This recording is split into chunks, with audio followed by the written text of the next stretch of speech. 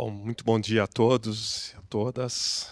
É um grande prazer estar aqui em Brasília, na sede da SEB, a quem desde já eu agradeço aqui na pessoa do presidente Edson Garcia e de todos os diretores aqui presentes. A SEB, nós temos uma relação muito especial com ela já há alguns anos. A SEB que não é uma concessão privada, é a única concessão pública que faz parte da ABSIP e com quem a gente aprende muito aí já há 4 anos, pelo menos.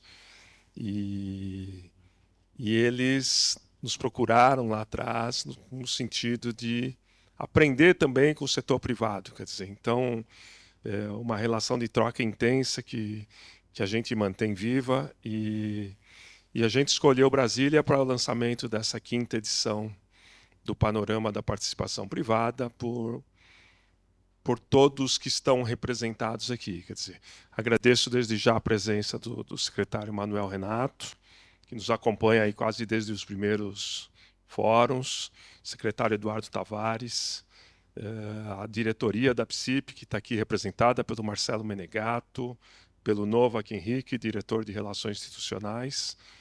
Vanessa Rosa não pôde estar aqui, mas acho que a maioria de vocês já a conhece. Então, um trabalho importante. Agradeço também a todos os associados que se deslocaram para ver em primeira mão aqui esse trabalho de 5 meses que vem sendo desenvolvido pela Leila Reis, jornalista, a quem desde já eu parabenizo pela qualidade das informações aqui levantadas e pela estética do panorama, né? Quer dizer, vocês vão ver um sumário muito interessante do que está acontecendo com as concessões aqui no Brasil.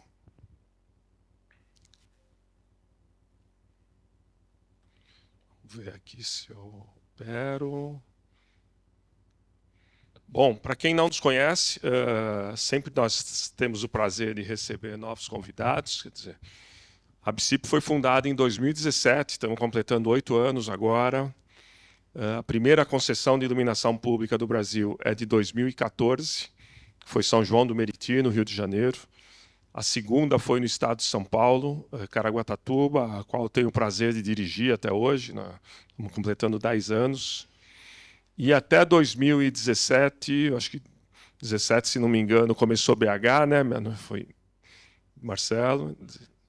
Pois é, iniciou em 17. Então, até ali a gente tinha 6 concessões no Brasil, uma capital, e a ABSIP nasceu em 17 justamente para enfrentar os desafios que o setor impunha para o seu crescimento. Quer dizer, a ideia nossa, desde o princípio, foi fomentar o mercado de concessões privadas de iluminação pública, ampliar a participação das empresas no setor e tratar, de fato, daqueles pontos o que está dificultando, né? Então, desde o início, a gente se mostrou um fórum de muita escuta e proposição. Quer dizer, desde as nossas primeiras reuniões, a ideia era identificar os problemas, os desafios e o que a gente pode fazer para superá-los, né? E nesse primeiro momento, a mortalidade de projetos era enorme, os instrumentos que a gente usava eram a MIP e as PMIs, então muitos de vocês já o conhecem. Depois de muita conversa e muito convencimento, nós conseguimos começar a ter a participação de BNDES e Caixa Econômica Federal no processo de estruturação para os municípios. E o mercado, a partir daí, mostrou uma evolução muito significativa. Então, hoje nós temos estruturadores privados que estão aqui conosco também, associados, e a gente, a partir daí, vem acompanhando um crescimento vertiginoso das PPPs, como vocês vão ver daqui a pouquinho. Bom, nós já tivemos publicação de 4 panoramas da participação privada, né? Começamos em 2019, com esse azul e amarelo, que era até uma outra logomarca. Em 2020, 2021, no meio da pandemia, nós fizemos o lançamento de um segundo panorama, porque o mercado tinha passado de 17 para 52 PPPs. Então, a gente achou que não dava para esperar a pandemia terminar para fazer a publicação. E fizemos um evento online na época até, né? Tava em voga isso. Depois publicamos um terceiro panorama, 23, e o último ano passado. E agora estamos chegando na quinta edição. O ano passado também fizemos o lançamento do Censo da Iluminação Pública no Brasil. Isso foi um resgate de informações que não eram analisadas há mais de 15 anos no Brasil. A partir de base de dados da ANEEL, nós fizemos uma estimativa do parque de iluminação pública aqui no Brasil. O lançamento foi aqui na Casa Civil da Presidência da República, num evento bastante concorrido, e onde a gente trouxe uma estimativa aí inicial do parque IP brasileiro em 22 milhões de pontos, podendo chegar a 25, que eu acho que é a nossa expectativa hoje. Também já estamos na 4ª edição do Guia de Especificação Técnica de Telegestão e Iluminação Pública. Esse é um dos comitês que nós temos já há alguns anos, o Comitê de Telegestão, coordenado hoje por Luciano Rosito. É um comitê de muita produção, eu diria, com muita qualidade, e a gente conseguiu juntar praticamente todos os fornecedores do mercado em reuniões periódicas, e onde eu brinco com a turma, né? A gente coopera durante 2 horas e depois o resto do mês a gente disputa e compete, né? Quer dizer, então, mas o guia é muito rico, sai em 3 idiomas e é um ponto de partida muito importante aí para a estruturação de projetos. Fizemos também uma pesquisa de mercado sobre as expectativas das empresas e dos acionistas em relação ao mercado de PPP. Isso foi feito junto com a UI, consultoria, que todos conhecem. E em 2020, eu sempre gosto de lembrar, nós fizemos um e-book com resumo da Resolução 888 da ANEEL, que é um marco importante no setor, onde foram disciplinadas as regras entre concessionárias de iluminação pública, distribuidoras de energia e municípios brasileiros. Em 2023, promovemos também um Fórum de Iluminação Urbana e Eficiência Energética no Estado do Rio de Janeiro. Isso foi um pedido do governo do Estado. Lotamos o Palácio Guanabara ali, com pessoas de todo o Estado do Rio. E, por último, as perspectivas do mercado de iluminação pública também num segundo trabalho aí com a UI. Dos eventos nossos, quer dizer, hoje é mais um evento, mas hoje é mais divulgação. Nós fizemos um Fórum Internacional de Tecnologia de IP em 2019, né? O Fórum de Iluminação Urbana no Rio de Janeiro, o Fórum de Iluminação Urbana em 2023-24, que foi na Fiesp. Aliás, esse fórum é compartilhado com a Abilux e com a Abrase, né? A quem eu agradeço a presença aqui do presidente da Abrase, Eduardo Bastos. Estamos trabalhando aí 3 associações nesse fórum e é o próximo evento do setor no dia 28 de agosto em São Paulo. Todos serão convidados, certamente. E os diálogos de infraestrutura da ABDIB, onde a gente trabalhou com o Miguel Noronha. O Miguel acho que não chegou ainda, está a caminho, né? A gente sempre teve um relacionamento bastante estreito com a ABDIB também. A ABDIB criou um comitê de iluminação pública em 2017, junto com a ABDIB, junto com a ABCIP. E na época até a gente brincava, né? Pô, será que nós vamos concorrer com a ABDIB? Quer dizer, então nunca tivemos essa intenção. Acho que a ABDIB é uma associação de mais de 70 anos que atua na infraestrutura de base. E, portanto, trabalhamos juntos muito. O Gustavo Guzmão é o atual presidente do comitê e temos um trabalho de cooperação importante também com essa entidade. E aqui eu vou entrar agora no panorama 2025. Né? Então, aqui estão os dados compilados até 30 de abril de 2025, né? Foi a data de corte aqui do que vocês verão. e a gente tem um cenário aí bastante diferente do ano passado, né? Opa, passou uma a mais. Nós chegamos a 146 contratos de concessão, né? É um número que vem de encontro às expectativas que a gente tinha daquela pesquisa em 2022. A gente já enxergava 150 concessões no Brasil em 2 anos, estamos chegando lá. Esse ano, certamente, vamos superar. 173 municípios, né? Então, vocês percebam que os consórcios começam a ganhar importância nesse cenário. Acho que é um instituto relevante para a expansão do setor. E 57 milhões de brasileiros já vivem em cidades com PPPs de iluminação pública. Portanto, mais de um quarto da população, 5 milhões de pontos de luz, e os contratos já totalizam 32 bilhões de reais, né? Então, ganhamos realmente uma escala que não imaginávamos no início. Eu lembro da primeira reunião, nós, da PSIP, nós trouxemos uma equipe do Banco Mundial para apresentar um trabalho que eles tinham feito em 2016, e eles diziam que o potencial de PPPs no Brasil era de 135 cidades de médio e grande porte.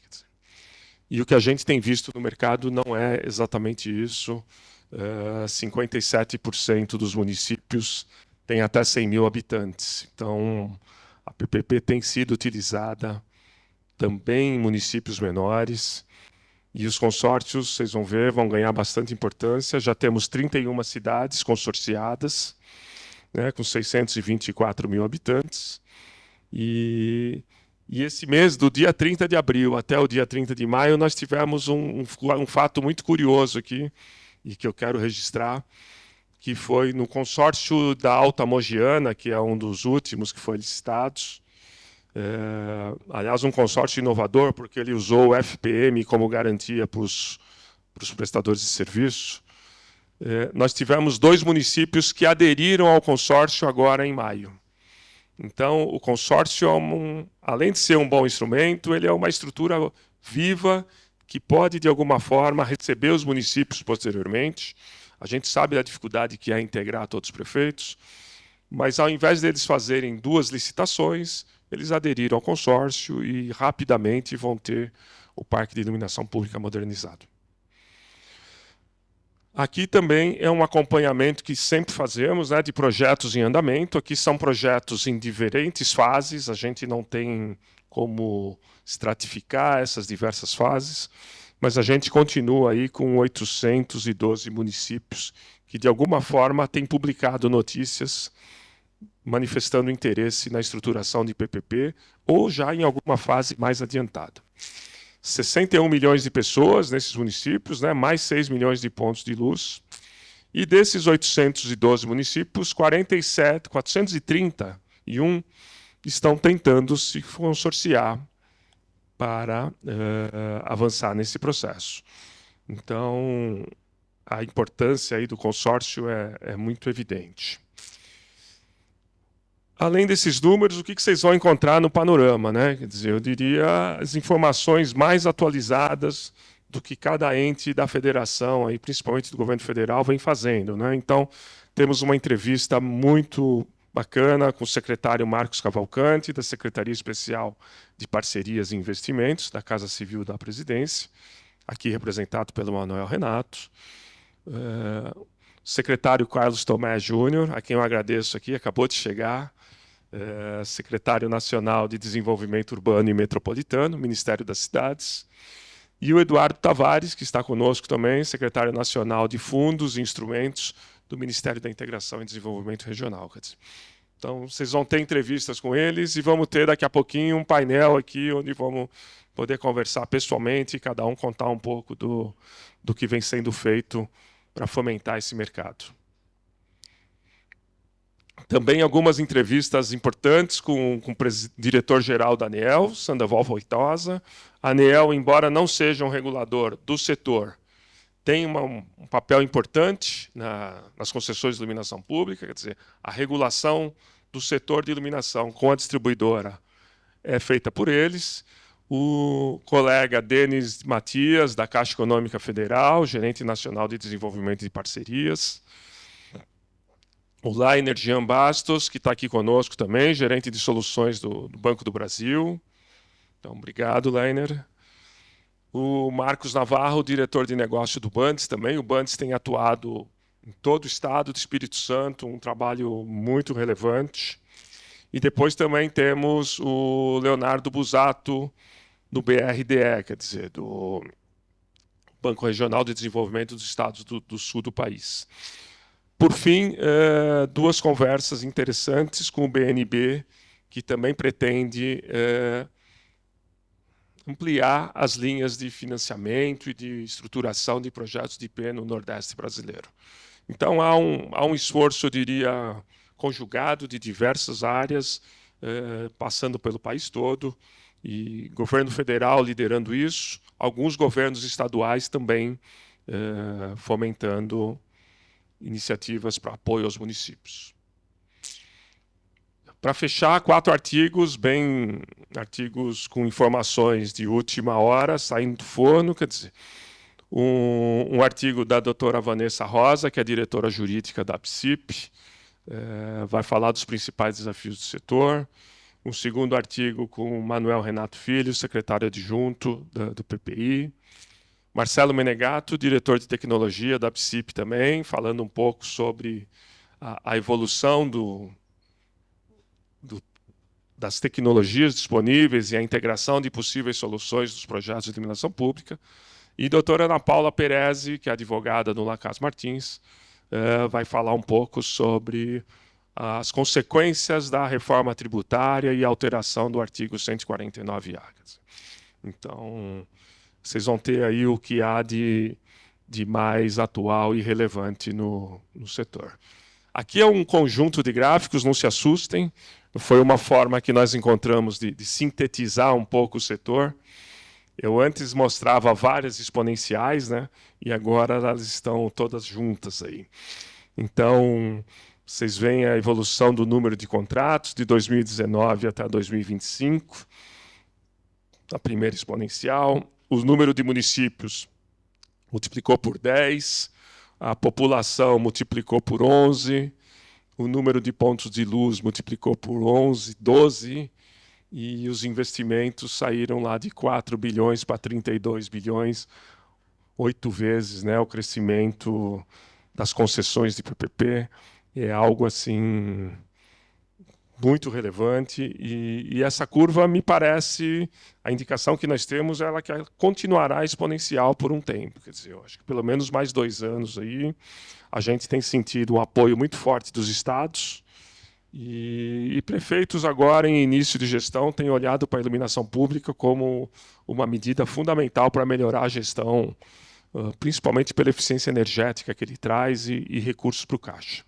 O número de projetos cresceu bastante a partir de 2023 e se mantém numa faixa de 800 projetos em andamento. A população que ainda pode ser beneficiada é da ordem de 60 milhões de pessoas, e nós temos mais 6 milhões de pontos de luz aí para serem modernizados. Quer dizer, se todos esses projetos fossem concluídos, a gente teria aí mais ou menos metade do Brasil com parque de iluminação pública modernizados, e ficariam as cidades menores aí, que talvez com outras soluções contratuais, né? A gente sabe que nem todo município vai ter condições de fazer uma PPP ou precisa de uma PPP. Mas, para além das concessões, o que a gente vem defendendo muito firmemente é: não basta trocar a luminária, quer dizer, as soluções têm que ser de longo prazo, e os prefeitos precisam olhar além dos mandatos para que a cidade tenha soluções mais duradouras. Quer dizer, então, eu sempre falo para todos os prefeitos e para órgãos de governo que trocar a luminária é fundamental, mas se não tiver um trabalho de operação e manutenção, de cadastro, daqui a um mês, metade da cidade pode estar apagada, com a melhor luminária do mundo. Não estou falando em bons produtos, mas é um sistema que precisa de manutenção, tem conexões, tem outros componentes que precisam ser observados. Portanto, o primeiro passo é a troca de LED, mas a operação e manutenção tem que ser permanente. Aqui um retrato dos consórcios, né? Então, a gente teve o primeiro em 2023, que é um consórcio na região de Andradas, no sul de Minas, e agora chegamos a 4. O Coman, o Conder e o mais um que eu não me lembro agora. 31 municípios. Ah, o da Bahia, tá. E então acho que é uma perspectiva muito interessante também de ampliação dos consórcios. Aqui os associados, quem permite a realização desses eventos, dessa produção de informações, a quem eu não canso de agradecer aqui. Enfim, eu acredito que no próximo mês cheguemos a 50 associados. A gente tem vivido um movimento de expansão muito grande, né? A gente começou com 6 empresas lá em 2017 e temos aqui uma amostra não só de concessões, né, mas principalmente toda a cadeia de fornecimento de equipamentos, de sistemas de telegestão, de desenvolvimento de software, de estruturação jurídico-financeira e também a gente percebe aqui também um interesse muito grande do setor de telecomunicações na iluminação pública. Quer dizer, essa é uma integração que tem ocorrido assim quase naturalmente, há uma aproximação natural. Começou com a possibilidade de ter um 5G mais adensado nas cidades, né? Mas o que a gente está vendo hoje é muito mais do que isso. O 5G talvez vai ser apenas o meio de transmissão de dados e está surgindo um mercado novo aqui muito importante para as operadoras. E quando eu falo em operadoras, é TIM, Oi e Vivo, para transmissão de dados. Quer dizer, vender celular já não é mais aquele boom que a gente viu no passado.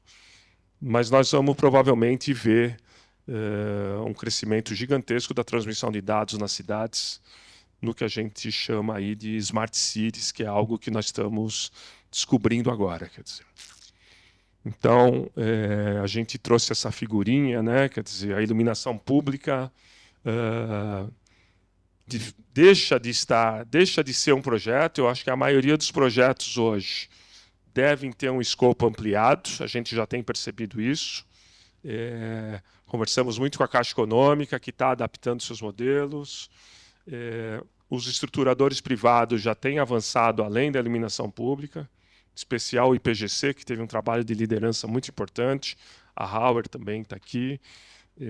Então, a gente está vendo aí a possibilidade de integrar uma série de outros sistemas na iluminação pública, né? O primeiro deles são câmeras de vídeo monitoramento. A gente sabe a questão da segurança no Brasil, ela é prioritária. As câmeras não resolvem o problema de segurança, a gente sabe, mas elas aumentam a sensação de segurança fortemente. É um pouco do efeito da iluminação pública, né? A iluminação também aumenta a sensação de segurança, quer dizer, ela não necessariamente traz segurança. E nós vamos ter aí uma série de outras funcionalidades daqui a pouco, monitoramento ambiental, monitoramento de mobilidade nas cidades, uma ferramenta que eu sempre brinco, né? Pô, seria muito bom a pessoa sair de casa sabendo que horas vai passar o ônibus dela no ponto, né? Quer dizer, são serviços muito disponíveis e que já estão sendo integrados, quer dizer. E a gente muito antenado a isso, quer dizer, a gente, como falei, nós somos um fórum de discussões, mas principalmente de escuta e de proposição de soluções, quer dizer. Eu queria anunciar para vocês aqui que já a partir de junho a ABCIP muda seu nome e a gente passa a se chamar Associação Brasileira de Concessionárias de Iluminação Pública e Cidades Inteligentes. Quer dizer. Então, uma mudança que a gente já vinha discutindo há um tempo e vimos que há uma demanda de mercado. A gente está discutindo concessões de PPPs, né, de cidades inteligentes com o governo federal, com governos estaduais, e as modelagens certamente vão avançar para isso aqui. Quer dizer, quem fizer hoje apenas modernização de IP, talvez esteja desperdiçando recursos no primeiro momento. E o motivo é simples, quer dizer, eu sempre, quando eu cheguei na concessão em Caraguatatuba, eu descobri que a cidade tinha 3.000 postes de iluminação ornamental, né? Aqui em Brasília, acho que é metade do parque, né, Edson? E esses postes, uma rede subterrânea, um poste de 12 metros de altura, uma rede elétrica, uma rede de dados, tudo isso para iluminar 2 luminárias lá em cima. Quer dizer.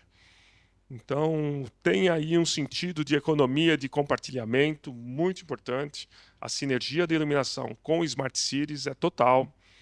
E a gente tem que otimizar o uso dos ativos. Quer dizer, o que a gente fala em todas as empresas e no setor público vale da mesma forma.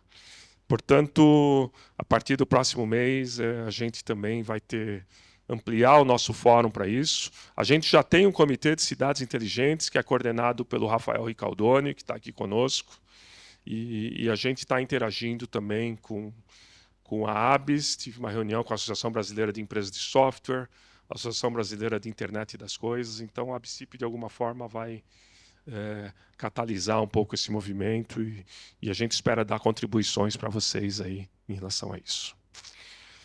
Então é isso, aqui esse QR Code, acho que é do Novo Panorama, né?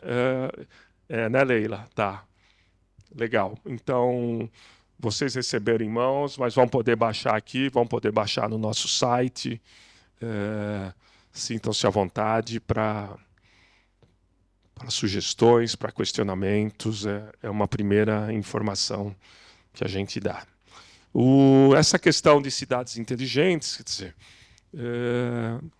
a gente já tem alguns pontos de partida assim, que vão ser alvo de atenção inicial. Eu trouxe até uma colinha aqui, mas algumas preocupações em relação à cidade inteligente, né, que a gente não pode deixar de observar.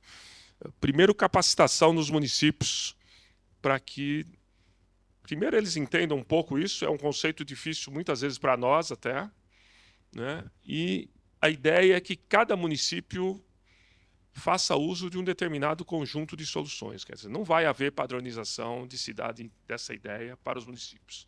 Tem município que tem problema de segurança, outros não. Tem municípios que têm área de risco, outros não. Problemas de mobilidade, problemas na saúde e na educação. Portanto, essa customização tem que ser um ponto assim, principal. O segundo, que eu sempre lembro, né, e até vou usar uma expressão de um colega nosso disse que a iluminação pública é a gênese das cidades inteligentes, né, está na origem das cidades inteligentes. E a semana passada eu tive num seminário sobre telecom, e um colega brincou, falou, bom, se a iluminação pública é a gênese, a conectividade é a espinha dorsal, né? Então, de fato, a conectividade e as redes de transmissão de dados vão ser assim fundamentais nesse processo. Então, nós temos que olhar os projetos com um horizonte de escalabilidade, quer dizer, talvez não dê para implantar todas as soluções num primeiro momento, mas essa estrutura de transmissão de dados vai permitir que a gente, aos poucos, conecte novas soluções e traga para o cidadão um benefício muito direto. Quer dizer, isso à custa da COSIP, né, do excedente de COSIP, que é um dos benefícios da alteração do artigo 149A. Portanto, eu diria que, sem ônus para o cidadão, nós vamos trazer muito mais serviços públicos. Um terceiro ponto muito importante, e esse vai ser objeto certamente de discussões do nosso comitê de cidades e de tecnologia, de telegestão, que é a interoperabilidade, né? Então, essa é uma questão muito importante para que as cidades possam comprar diferentes soluções, mas elas terem comunicação entre si. Então, enfim, são pontos para a gente começar a discutir cidades inteligentes aí com a participação de todos vocês, com a contribuição de todos. Então, muito obrigado mais uma vez. Agradeço a SEB aqui por essa recepção muito calorosa e confortável. E agora vamos para o próximo painel, que a gente vai ter aí algumas informações de última hora de todos. Muito obrigado a todos, bem-vindos. A ABCIP está sempre de portas abertas aí para vocês.